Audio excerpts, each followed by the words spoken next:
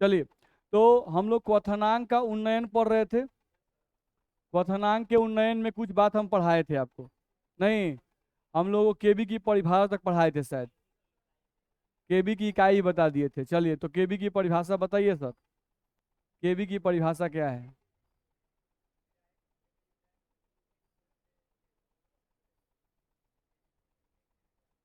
हट, कुछ कुछ बोल देना है।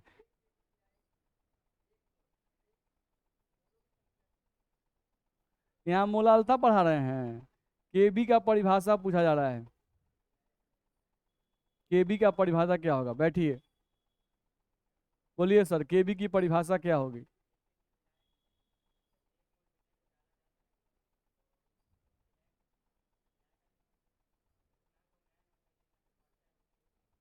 हाँ, सही है। 1 केजी विलायक में 1 मोल विलय डालने पर विलायक का क्वथनांक जितना से बढ़ जाता है, नहीं, उसी क्वथनांक के उन्नयन को केबी कहा जाता है, मोलल उन्नयन स्थिरांक। ये बताया गया था। चलिए सर, केबी का इकाई बताइए तो। केल्विन केजी पर मोल, सही है। ये भी हम लोग को बता दिया गया था, इतना पढ़ा दिए थे ना। चलिए, अब आगे बढ़ते हैं।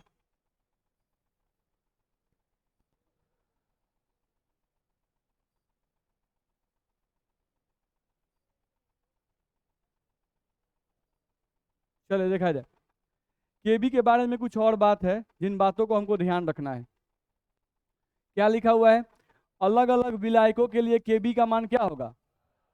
अलग अलग होगा, ध्यान रखना है।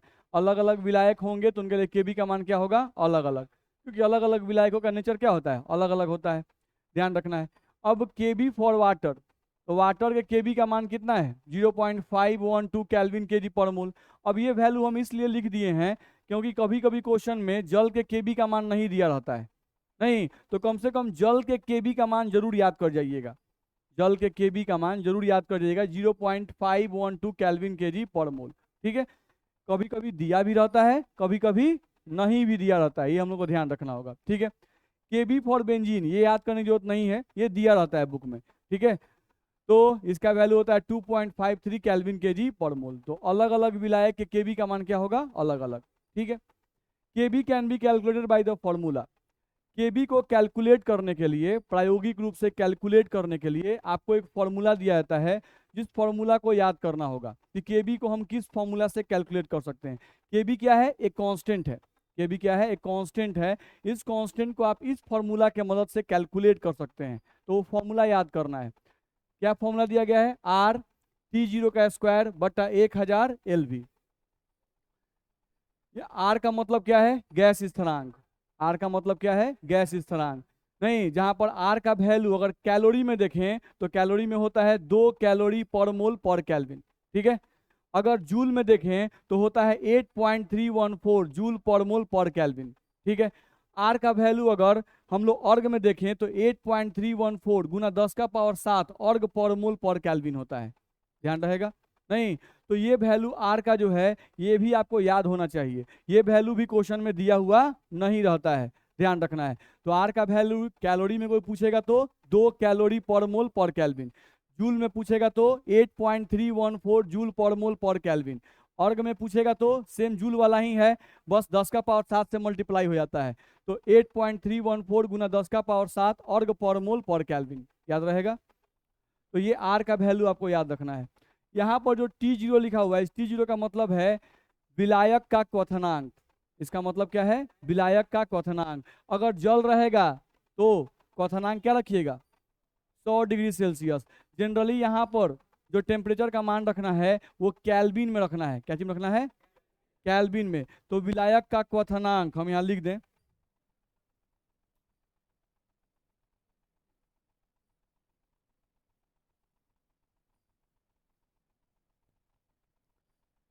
विलायक का क्वथनांक किस चीज में? कैल्विन में।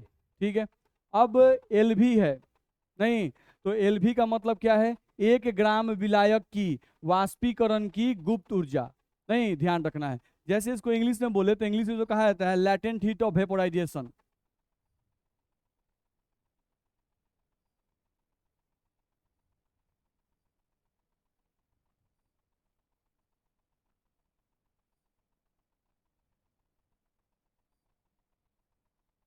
इसको इंग्लिश में कहते हैं हम लोग लैटेंट हीट ऑफ वेपोराइजेशन, और उसी को हिंदी में कहा जाता है नहीं वाष्पीकरण की गुप्त उष्मा। नहीं, ध्यान रखना है। तो उष्मा का मतलब आप जानते हैं, जैसे कोई भी मान लीजिए पानी है, नहीं, अब पानी को आपको द्रव्य से वाष्प में बदलना है, तो पानी को अगर द्रव्य से वाष्प में बदलना है तो आपको कुछ हीट करना पड़ेगा कि नहीं करना पड़ेगा? कितना हीट करना पड़ेगा? गलत जवाब है, ध्यान रखना है। उष्मा हीट, आप ताप का वैल्यू बता रहे हैं, आप बता रहे हैं कि ताप कितना तक ले जाएंगे, तो ताप 100 डिग्री सेल्सियस तक ले जाएंगे। तो 100 डिग्री सेल्सियस ये माप है, 100 डिग्री सेल्सियस ताप तक पहुंचने के लिए गर्म किए होंगे ना, तो कितना उष्मा दिए, उस उष्मा का मान है। नहीं तो ये एक्सपेरिमेंटल दिया रहेगा, बात समझ में आ रहा है? ठंडा पानी को 100 डिग्री सेल्सियस ताप तक पहुंचाने के लिए ज्यादा उष्मा देना पड़ेगा, आ कोनो पानी पहले ही से धूप में रखा हुआ है या गर्म है, उसको 100 डिग्री सेल्सियस ताप तक पहुंचाने के लिए कम हीट देना पड़ेगा। तो हीट बताना है, कितना हीट दे रहे हैं, बुझा रहा है? नहीं तो ये नहीं कि पानी को सर कितना उष्मा देते हैं तो 100 डिग्री उष्मा देते हैं, 100 डिग्री उष्मा नहीं देते हैं। 100 डिग्री तो ताप हो गया, अब पानी पहले ही से 50 डिग्री सेल्सियस कोनो पानी हो, आ कोई कहे कि भाई इसको 100 डिग्री से पहुंचाना है, तो ज्यादा हीट लगे कम लगे? कम लगेगा। आ कोई पानी पहले ही से 0 डिग्री सेल्सियस पर है और उसको 100 डिग्री सेल्सियस पहुंचाना है, तो उसको आपको 100 डिग्री सेल्सियस तक पहुंचाने के लिए ज्यादा हीट देना पड़ेगा। नहीं तो ये क्या चीज का वैल्यू है? हीट का वैल्यू है। मेरी बात समझ में आई? किसी भी द्रव्य को वाष्प में बदलने के लिए जो हीट आप सप्लाई करते हो, उस हीट को बोलते हैं लैटेंट हीट ऑफ वेपोराइजेशन। आगे बढ़े, चलो। तो ये फॉर्मूला ध्यान रखिएगा, नहीं केबी का वैल्यू कैलकुलेट करने के लिए फॉर्मूला ध्यान रखिएगा। अब यहाँ पर जो एलवी लिखा हुआ था, थोड़ा उस एलवी को ध्यान से देख लीजिए एक बार। क्या लिखा हुआ है? 1 ग्राम, नहीं ये लिखा हुआ है 1 ग्राम विलायक की वाष्पीकरण की गुप्त उष्मा। नहीं, अब कभी कभी ऐसा करता है कि 1 ग्राम नहीं देके 1 मोल दे देता है। नहीं तो उस केस में आप केबी का कौन सा फॉर्मूला लगाएंगे ये आपको ध्यान रखना होगा, ठीक है? तो उसको थोड़ा ध्यान दीजिए। देखा जाए केबी का फॉर्मूला जो अभी लिखे तो वही लिखा हुआ है RT0² बटा 1000 LV। LV का मतलब ही बताया गया, 1 ग्राम विलायक की वाष्पीकरण की गुप्त उष्मा। नहीं यही ना इसका मतलब बताया गया। यहाँ आइए, अब हमें 1 मोल विलायक की वाष्पीकरण उष्मा ज्ञात करनी है। कितना ज्ञात करना है? 1 मोल विलायक, और ये एलवी क्या बताता है? 1 ग्राम विलायक की वाष्पीकरण उष्मा का वैल्यू बताता है, ठीक है? और हमको निकालना है 1 मोल का, तो बिल्कुल आसान है। देखा जाए हम लोग क्या किए, माना कि 1 मोल विलायक की वाष्पीकरण उष्मा का मान क्या मान लिए? डेल्टा एच मान लिए। चलो, माना कि 1 मोल विलायक का भार कितना? m ग्राम। नहीं, जैसे मान लो कि अगर 1 मोल वाटर होता तो उसका भार होता 18 ग्राम, नहीं होता? 1 मोल बेंजीन होता तो 78 ग्राम, नहीं होता है? 72 72 78, ध्यान रखना है। तो वो कौन सा विलायक है उस पर इसका भार डिपेंड करेगा, ठीक है? तो हम यहाँ मान लिए कि 1 मोल विलायक का भार कितना? m ग्राम, ठीक है? चलो, अब अभी तुम देखे हो कि 1 ग्राम विलायक के वाष्पीकरण की उष्मा का मान कितना होता है? LV। वही लिखा हुआ है देखो, 1 ग्राम विलायक की वाष्पीकरण उष्मा का मान क्या है? LV। नहीं तो अगर 1 ग्राम के लिए LV वैल्यू है तो m ग्राम के लिए वाष्पीकरण की उष्मा का मान क्या होगा? LV गुना m होगा कि नहीं होगा? नहीं तो m ग्राम का अगर निकल गया तो m ग्राम का मतलब तो 1 मोल का निकल गया। m ग्राम का मतलब क्या होता है? 1 मोल, 1 मोल विलायक का निकल गया। नहीं तो ध्यान रखना है, तो 1 ग्राम विलायक की वाष्पीकरण उष्मा का मान LV है, तो m ग्राम विलायक की वाष्पीकरण की उष्मा का मान होगा LV गुना m। ध्यान रखना है। नहीं तो ये LV गुना m किसके बराबर आ गया? डेल्टा एच के। डेल्टा एच क्या है? 1 मोल विलायक के वाष्पीकरण की उष्मा का मान। नहीं तो 1 मोल का मतलब कितना? m ग्राम। नहीं तो हमको m ग्राम विलायक की वाष्पीकरण की उष्मा का मान आ गया LV गुना m, यानी डेल्टा एच का मान निकल गया LV गुना m। इतना में दिक्कत है?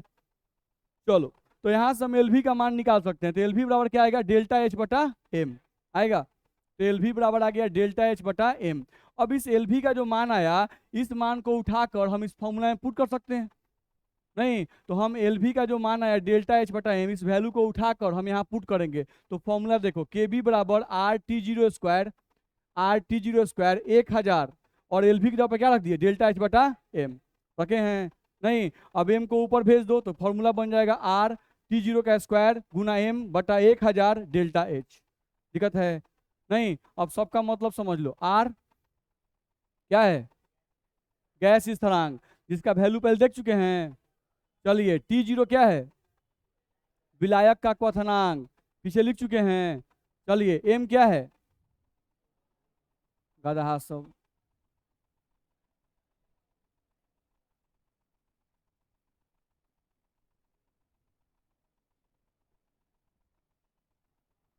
m क्या है?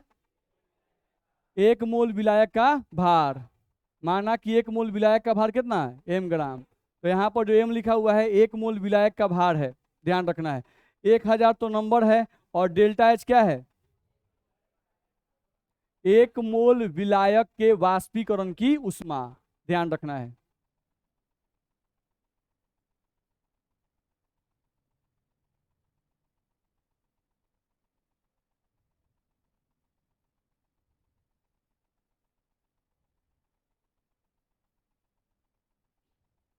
तो क्वेश्चन बनाते समय बस ध्यान दीजिएगा, कभी कभी क्वेश्चन कहता है केबी का, जल के केबी का मान ज्ञात करें।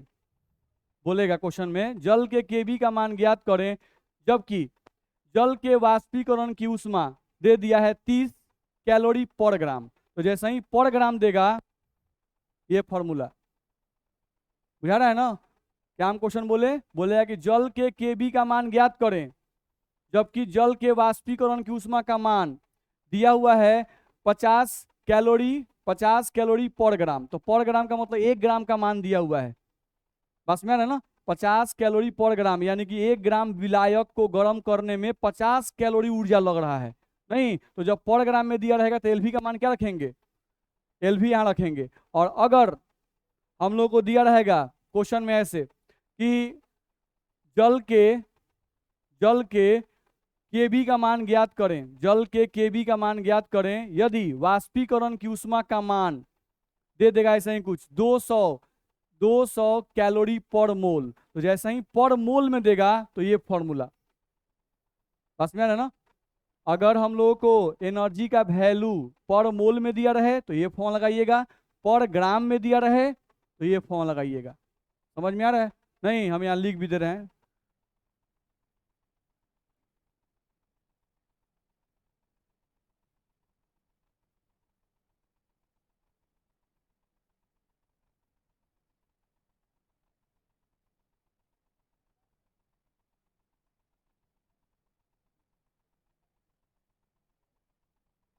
यदि ये ना ऊर्जा का मान पर ग्राम में दिया हुआ हो, नहीं पर ग्राम, और पर ग्राम के पहले कुछ होगा जरूर, कैलोरी पर ग्राम, जूल पर ग्राम, ऐसे दिया रहेगा तो ये फॉर्म लगाइएगा। और यदि ऊर्जा का मान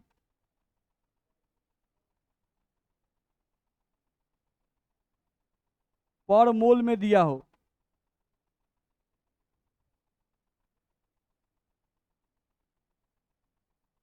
ध्यान रखना है, यदि ऊर्जा का मान पर मोल में दिया रहे तब ये फॉर्म लगाइएगा। ठीक है, इन दोनों पे क्वेश्चन आएगा आगे। ठीक है, फिलहाल हम आपको ये ध्यान दिलवा दिए। चलिए अगले पॉइंट पे हैं। अगला क्वेश्चन जो मोस्ट कॉमन है बिहार बोर्ड का, आप कैसे कह सकते हो कि डेल्टा टीबी एक अनुसंख्यक गुणधर्म है?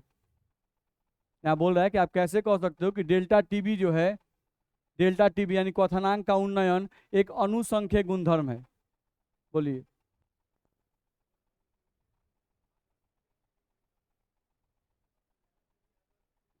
बिल्कुल आदर्श विलयन ही होगा। बिल्कुल, इसीलिए कैसे ही कोई बात हुआ थोड़े। हाँ सर बोलिए।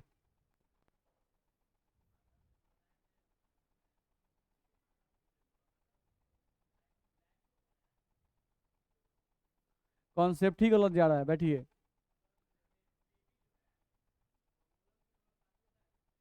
टीबी कहाँ मोलन समानुपाती होता है? मोलन्स के कहाँ, मोललता के समानुपाती होता है, दोनों में अंतर हो जाएगा ना।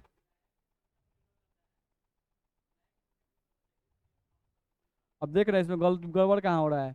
पहला मोलन्स गड़बड़ हुआ, तो फिर सुधर के मोललता आया। फिर कहाँ गड़बड़ हो रहा है? विलायक के कणों की संख्या पे डिपेंड करता है। नहीं भाई, विलायक में उपस्थित विलय कणों की संख्या पे डिपेंड करता है। एक एक लाइन गलत होगा ना, पूरा गलत हो जाएगा। बैठिए। बात आप ठीक बोल रहे हैं, थोड़ा सा गड़बड़ हो रहा है। हम लोग को ध्यान रखना, उन्हीं की बात है, बस हम अरेंज करके बोल रहे हैं।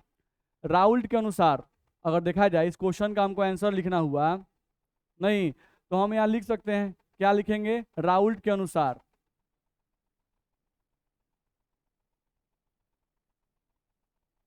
राउल्ट के अनुसार क्या बताया गया है? हम लोग को बताया गया है कि डेल्टा टीबी यानी क्वथनांक का उन्नयन समानुपाती होता है मोलालता के। तो यहाँ पर डेल्टा टीबी समानुपाती है मोलालता के, नहीं, और मोलालता का मतलब होता है विलय के मोलों की संख्या। ठीक है, तो क्वेश्चन ये है कि आप कैसे कह सकते हो कि डेल्टा टीबी एक अनुसंख्यक गुणधर्म है? तो अनुसंख्यक गुणधर्म का मतलब हुआ कि डेल्टा टीबी अणुओं की संख्या पर निर्भर करने वाला, यानी विलय के अणुओं की संख्या पर निर्भर करने वाला गुण है। आप कैसे कह सकते हो? तो राउल्ट के अनुसार, राउल्ट ने हमें बताया, राउल्ट के अनुसार डेल्टा टीबी समानुपाती है मोललता के, नहीं, तो हम यहां लिख सकते हैं कि इस सूत्र से यह स्पष्ट है, यह स्पष्ट होता है कि डेल्टा टीबी मोलालता पर निर्भर करता है।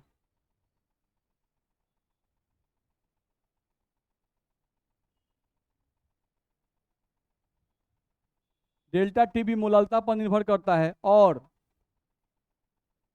मोलालता मोलालता विलय के मोलों की संख्या, विलय के मोलों की संख्या पर निर्भर करता है। सबसे पहले हम ये लिखेंगे, इस सूत्र से यह स्पष्ट होता है कि डेल्टा टीबी मोलालता पर निर्भर करता है और मोलालता विलय के मोलों की संख्या पर निर्भर करता है। तो यहां से स्पष्ट नहीं हो गया कि भाई यह मोल विलय के मोलों की संख्या पर निर्भर करता है, तो ये भी विलय के मोलों की संख्या पर निर्भर करेगा? नहीं, इससे साबित होता है कि डेल्टा टीबी क्या है? एक अनुसंख्यक गुणधर्म है, बहुत सिंपल है। नहीं, तो मोललता विलय के मोलों की संख्या पर निर्भर करता है, इससे इसके आधार पर हम कह सकते हैं, हम कह सकते हैं कि डेल्टा टीबी एक अनुसंख्यक गुणधर्म है।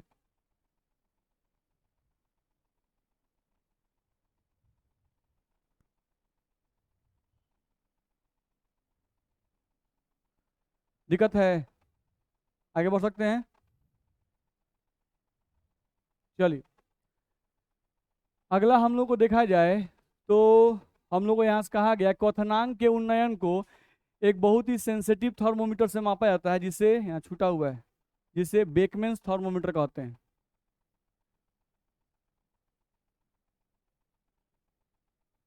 जिसे बेकमैन्स थर्मोमीटर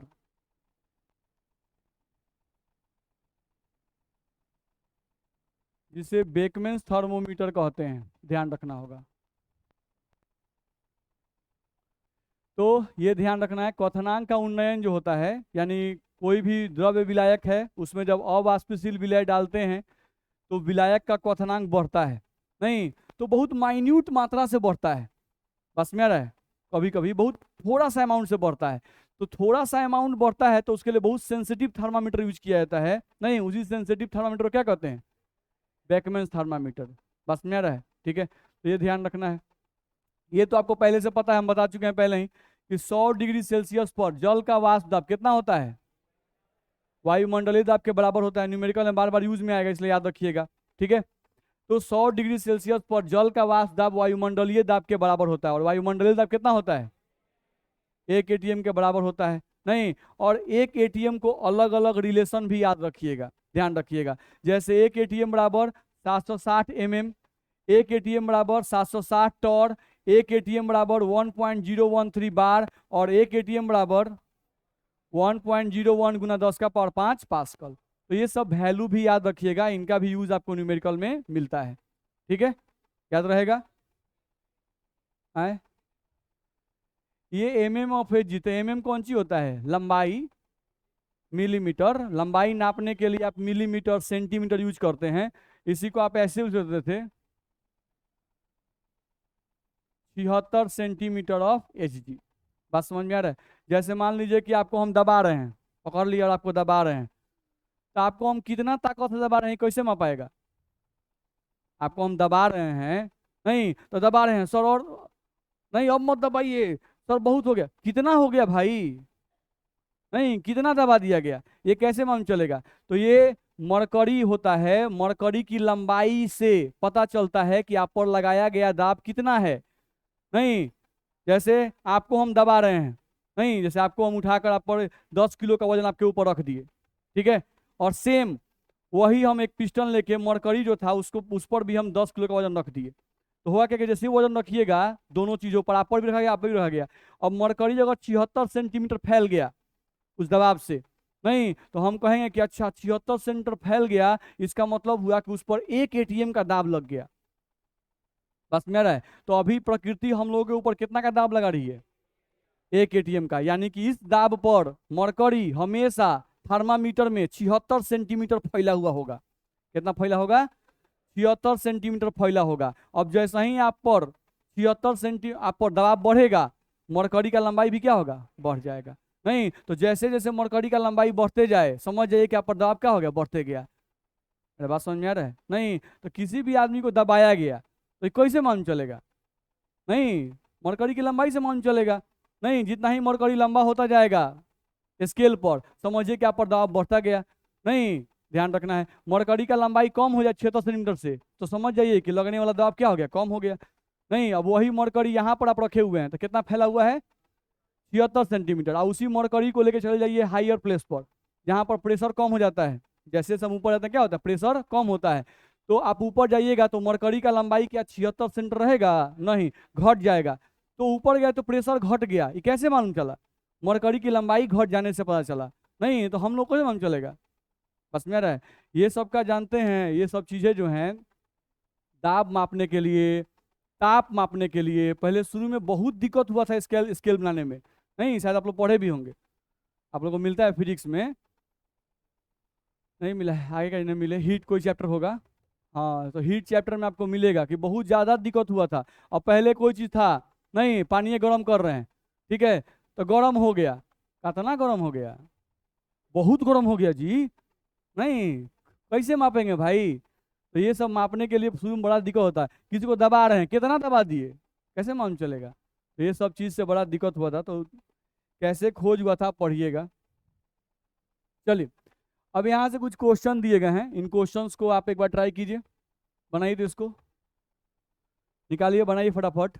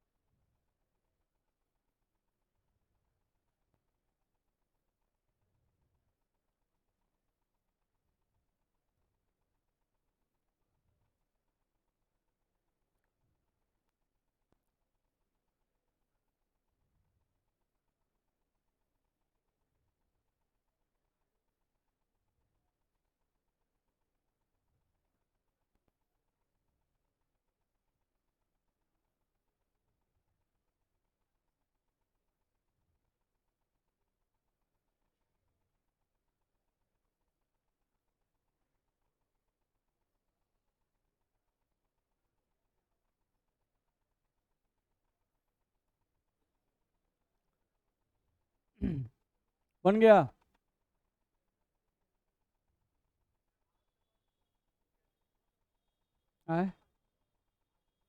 आर का मान कैलोरी में 2 होता है, जूल में 8.314। चल देखा जाए।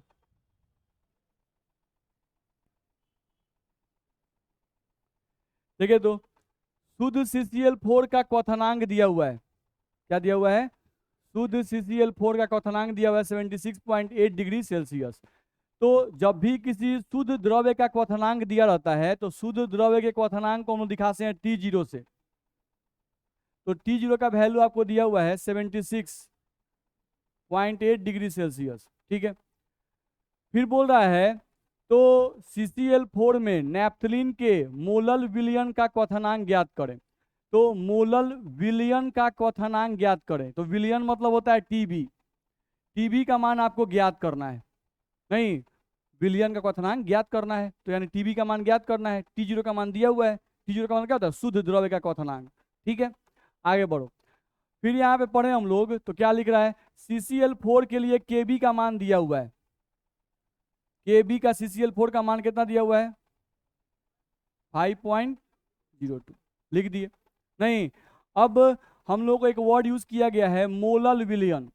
तो जब भी किसी विलयन के लिए लिखा रहे मोलल विलयन, तो मोलल विलयन का मतलब होता है कि एक ऐसा विलयन जिसकी मोललता 1 हो।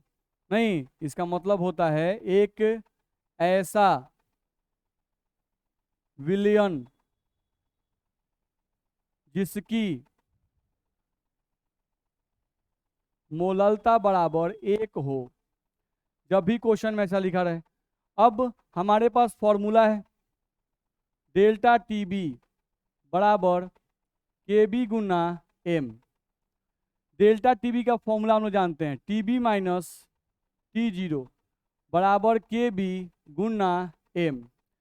टीबी का मान खोजते कि टीबी का मान क्वेश्चन में दिया है कि नहीं, टीबी तो निकालना है, तो टीबी को वैसे ही रहने देते हैं, माइनस T0 का वैल्यू देखते कहीं दिया है 76.8 दिया हुआ है, तो 76.8 रखेंगे बराबर। केबी का मान खोजते कहीं दिया है कि नहीं, 5.02 दिया हुआ है, तो 5.02 रख सकते हैं, गुना मोलालिटी का मान देखते ही कहीं दिया हुआ है कि नहीं, तो मोलालिटी का वैल्यू क्या दिया हुआ है, 1 दिया हुआ है, तो 1 यहाँ रख देते। नहीं तो यहाँ से हम लोग को निकल जाता टीबी माइनस 76.8 बराबर 5.02, यानी कि टीबी बराबर निकालना होता तो यह था 5.02, और माइनस को भेजेंगे तो प्लस हो जाएगा, कितना 76.8 होगा।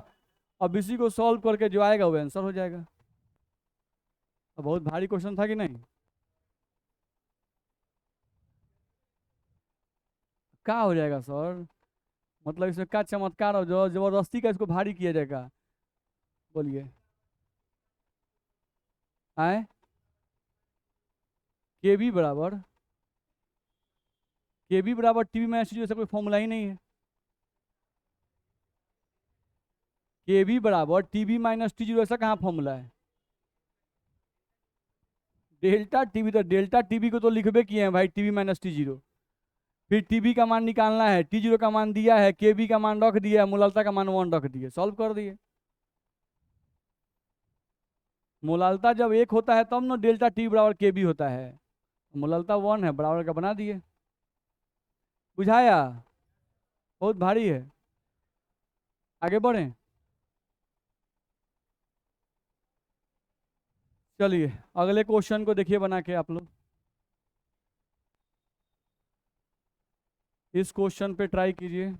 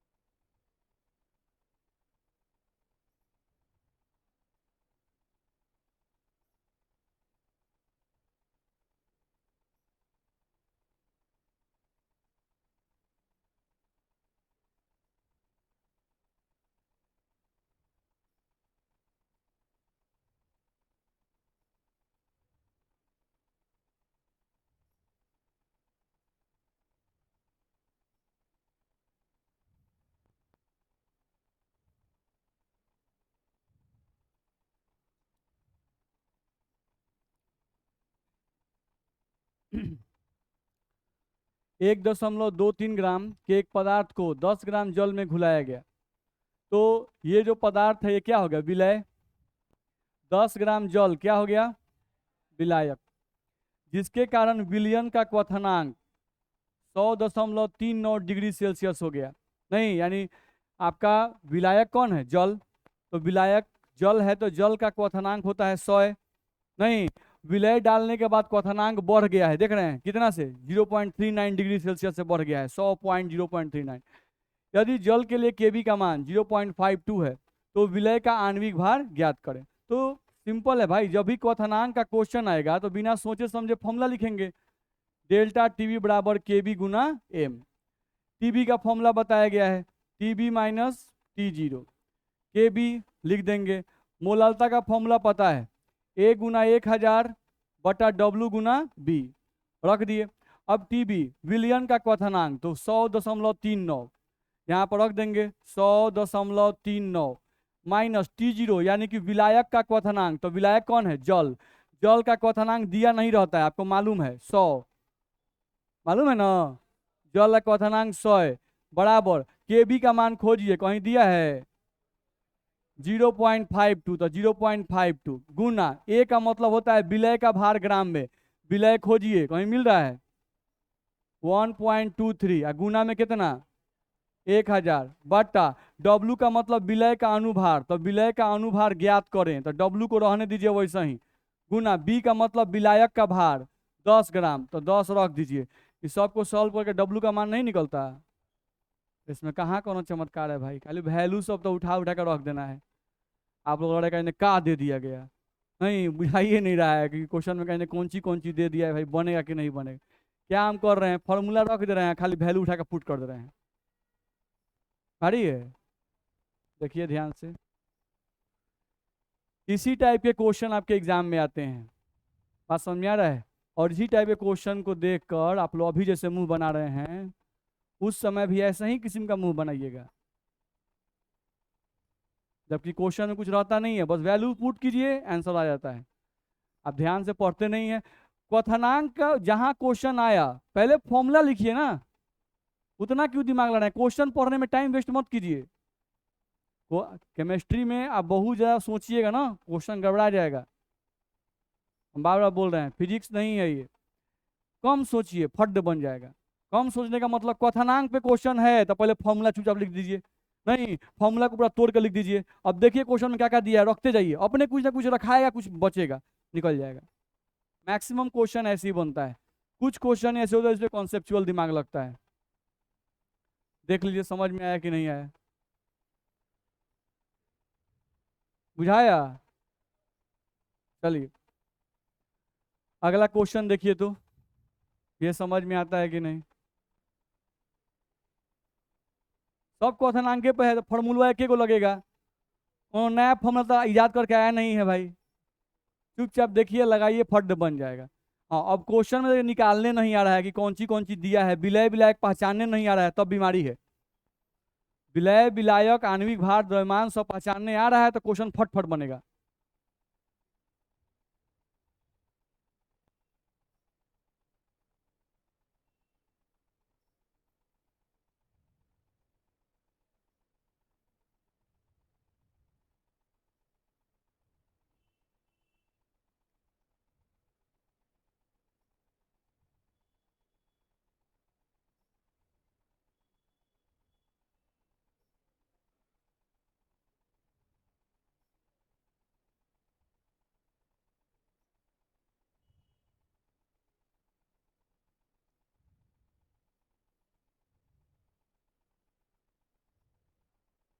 यहाँ पर बेंजीन होगा, BNZENE छूटा हुआ है।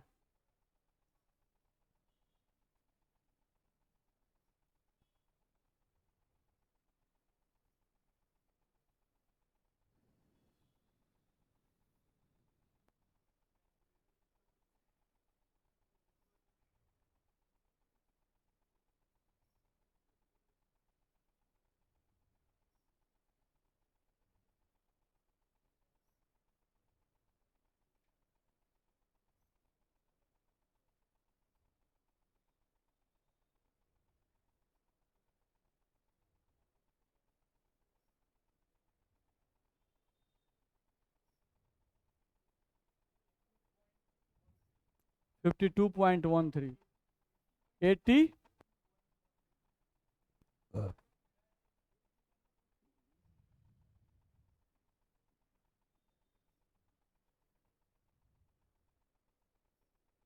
और किसी का?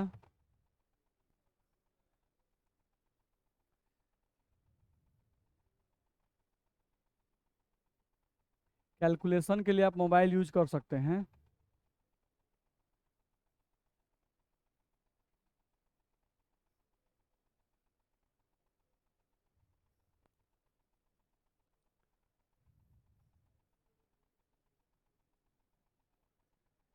तीस ग्राम का एक विलय जिसका आणविक भार 154 है को 250 ग्राम बेंजीन में घुलाया गया।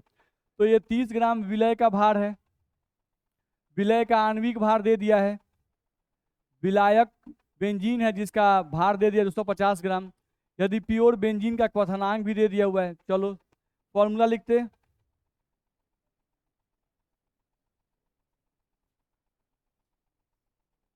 डेल्टा टीबी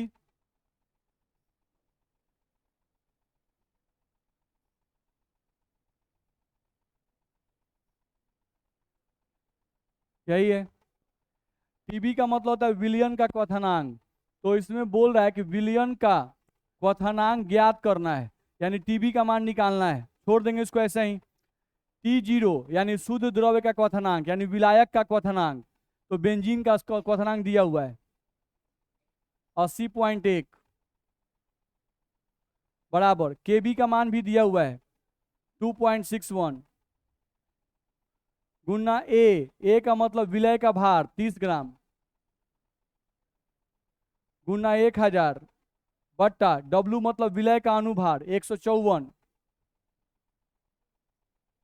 गुना B मतलब विलायक का भार 250 ग्राम बेंजीन। अब इसी को तो सॉल्व करना है।